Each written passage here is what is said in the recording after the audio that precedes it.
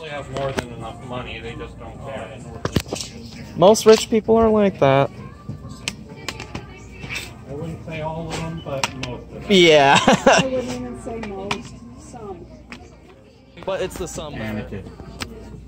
I kept telling myself it's gotta get better. It's gotta get better. And then I just gave up the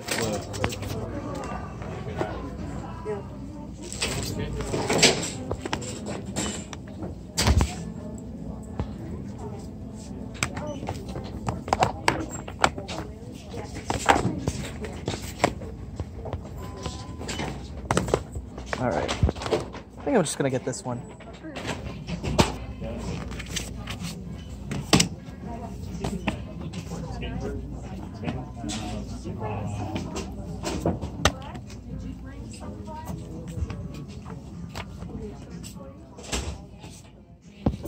I never said I wasn't. I just said you're so. I was just about to say, but that's why I keep you around. Oh, okay.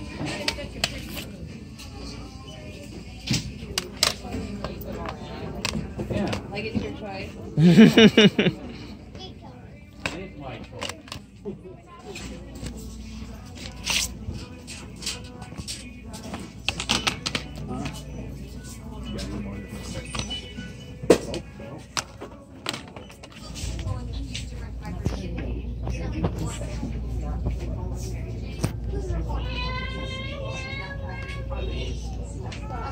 Now let's talk about what we all really care about, Spider-Fish. Spidey will have...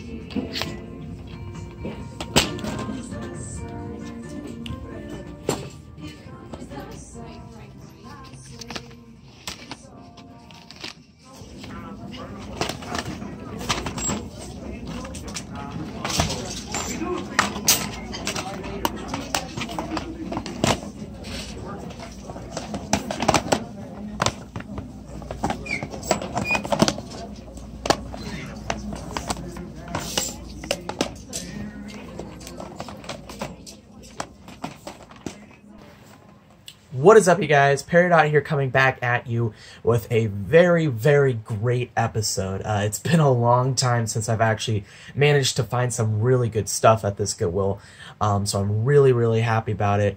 Most of the finds came from September, but there was one find at the end of August that you already saw, and also a pickup of the video, which you guys will see at the end of the video, so make sure you stay tuned for that. But anyways, let's just move on to the pickups. So first off, we got a couple of original Xbox games. Nothing crazy, but we got Hunter the Reckoning Redeemer. That is complete. And we got Star Wars Knights of the Old Republic 2. That is complete. Both of those are doubles and should sell for about 10 to 15 bucks each. And then we got Silent Hill 2, Restless Dreams. Also complete. And Silent Hill 4, The Room, also complete. Unfortunately, those two games are not worth as much on the Xbox as they are the PS2. On the original Xbox, they're worth about 15 bucks each, and on the PlayStation 2, they're worth from like anywhere between 30 to 40 bucks. So, it sucks that they weren't on the PS2, but I'll probably just keep them around until I find them on the PS2. But anyways, let's move on to the next find. We got some pretty interesting stuff, starting off with a Legend of Zelda VHS tape. Now, I've actually never watched the cartoon series, and I've never been interested in it, but this just looked really cool to pass up on. It was only 50 cents, and it actually goes for about 10 bucks, and it just looks really retro, really 80s, so I picked it up. Pretty interesting find right there. Then we got a couple of Wii games. First up, we have House of the Dead 2 and 3 Return. That is not complete. Then we got Animal Crossing City Folk. That one was complete. And then the best game for sure was New Play Control Pikmin. This game goes for about 20 bucks, and it's in really nice shape. Here it plays actually a lot better on the Wii than on the GameCube, so I'm excited to give that a playthrough. And then one PSP RPG that I thought would be worth a little bit more, Popolo Croix. It's worth about $15, which is still a decent, decent value, but and it's complete in box. But I thought it'd be worth a little bit more than that since it's a JRPG on the PSP, and those can kind of be worth something. But it looked pretty cool, so excited to give that a playthrough. And then up next we have Bionic Commando Elite Forces on the Game Boy Color. This is like a $15 game, which is surprising, and I actually played it for a while. It's pretty fun. Alright, so real quick, guys, I actually realized that I forgot to show you guys the strategy guides that I ended up getting at Goodwill one day. They were all Pokemon, and they're all really good for me because I love Pokemon, and I played all these games growing up as a kid. But they're not really worth that much to, like, per strategy guide. I mean, I only paid, like, I think the most I paid was $3 for one, and most of them are worth, like, anywhere from like $8 to $15. So I'm just gonna scroll through them really quickly. These are all of them. The most significant one for me is this Pokemon Mystery Dungeon one right here. This is one of my favorite games, if not my favorite game of all time. Explorers of Sky and Darkness are still the better ones in my opinion, but I still really, really love this game. And what was really cool about it, as I adjust the camera, what was really cool about it is this one had a bonus poster, and it actually came with it. None of the other ones came with their posters. I think the Emerald one was supposed to have a poster. Let's see, let me look through real quick. I know the Emerald one had a poster that was supposed to be in there, but was torn out. And also, the Diamond and Pearl had a poster as well. But it's not a huge deal. I'm really, excited about the poster on the Mystery Dungeon. That's probably actually going to get framed, to be honest, because I seriously love that franchise. So, yeah, that was a pretty cool find, but let's just move back to the other finds. And we got some PS1 racing games. We got Gran Turismo. I picked it up. I already own it, and it's complete in box. I picked it up mainly because it was $2, and, can't hurt to have an extra case lying around.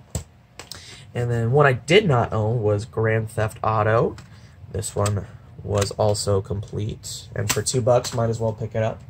This next find was really disappointing and really good at the same time. The good part about it was Sonic Adventure 2 Battle, which was complete and in really nice shape. Everything was there, registration card, the manual, and it was non-player's choice, which was nice because my copy was actually player's choice and was not complete at all. So adding this to the collection is really nice.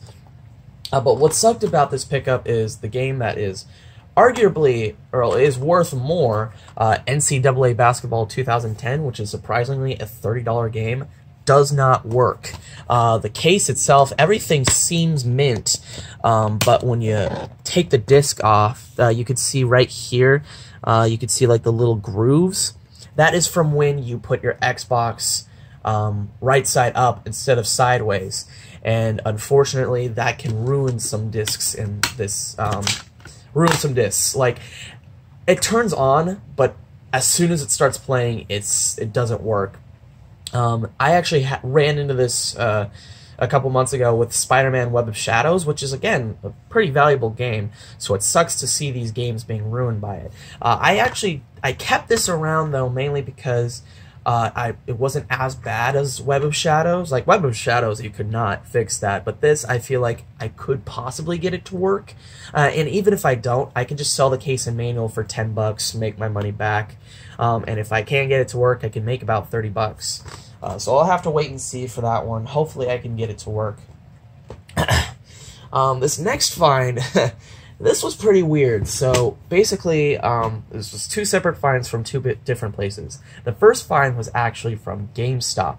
I was out and about running some errands, and I decided to come across this GameStop, and they had a 4 for $10 deal going on for games under $5. So I decided might as well take advantage of that, and there were some really good games that I was surprised to see were priced under $5. But let's go ahead and just start off with Genji Days of the Blade, complete.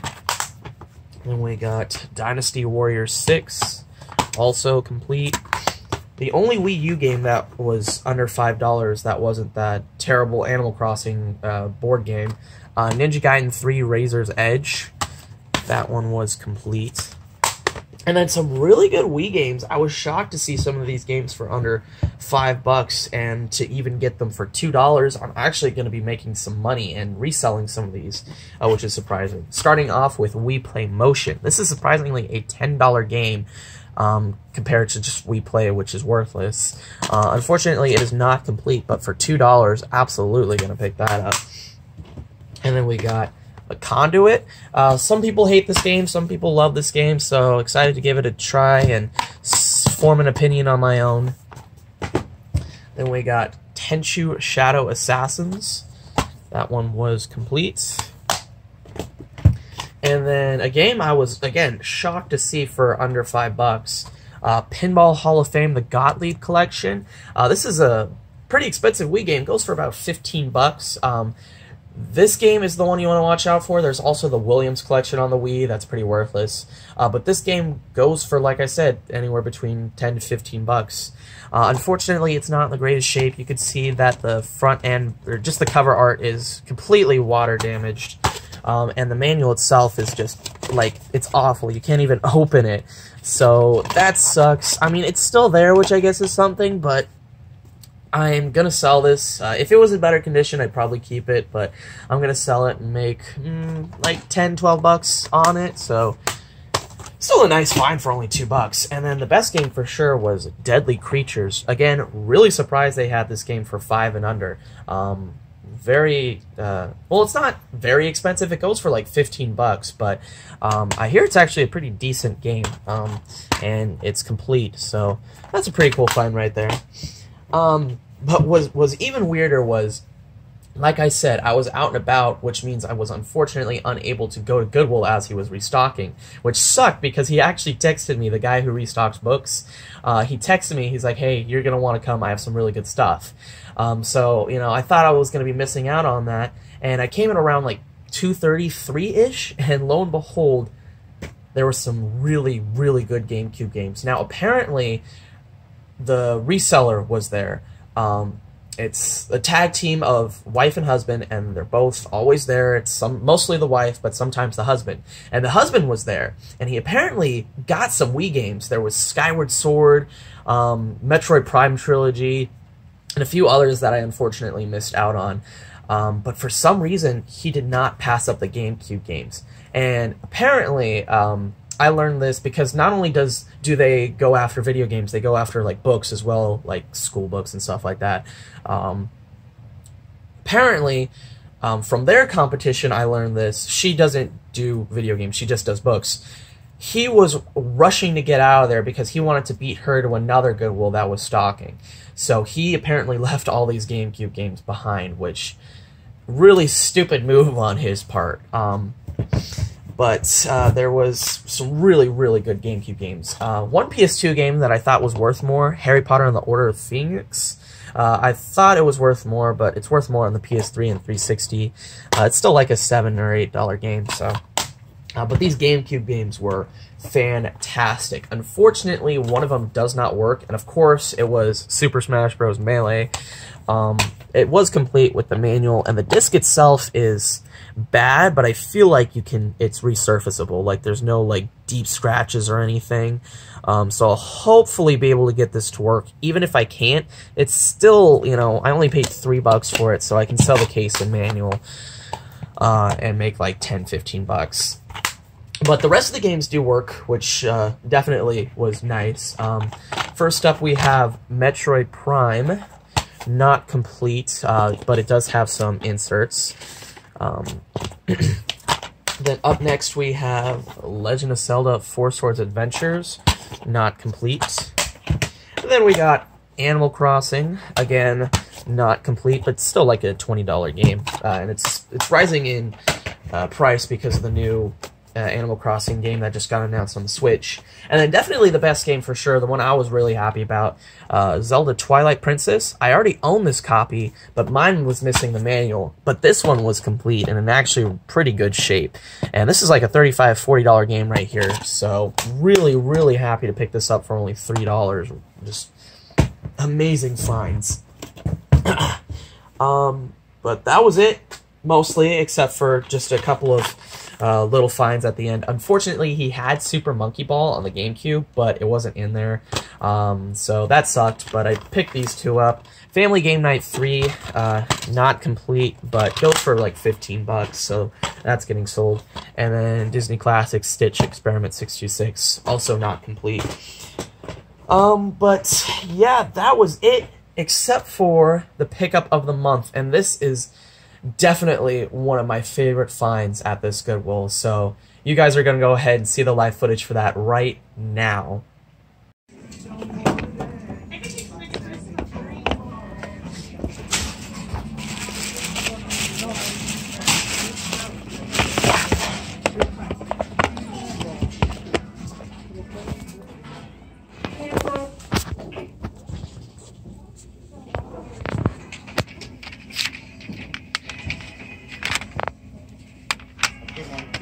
$570 Later, Tommy.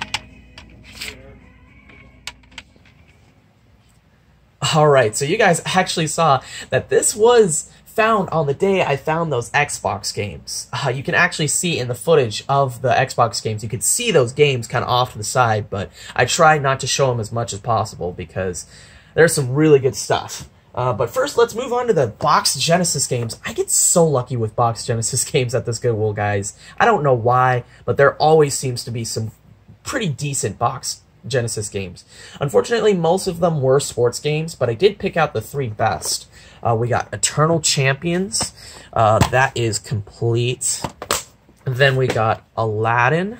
That one is also complete. And then the best game for sure, Joe and Mac. I didn't even know they made this on the Genesis, guys. I thought it was just strictly a Super Nintendo game. Unfortunately, it is not complete, which sucks, because complete, this was the best game by far and goes for like 50 to 60 bucks. But even without the manual, I'm sure it's still worth about 40 bucks.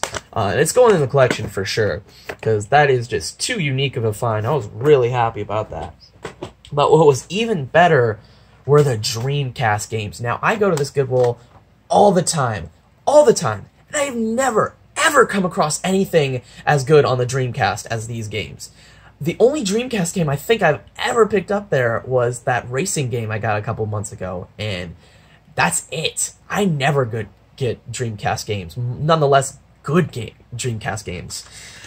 So let's just show these off real quick. I did change the cases on most of them because some of them were in really weird cases, but we got Virtua Tennis, sorry. This is oddly enough a $10 game, so for $2, it's a no-brainer right there. And then we got Resident Evil Code Veronica. I already own this, and the case on this one is pretty shot. You can see that the case is open, but the 2-disc itself, the 2-disc case on the inside, I guess, does not work. So I'll sell this, make about 15 bucks. And then we got the best 2 games for sure.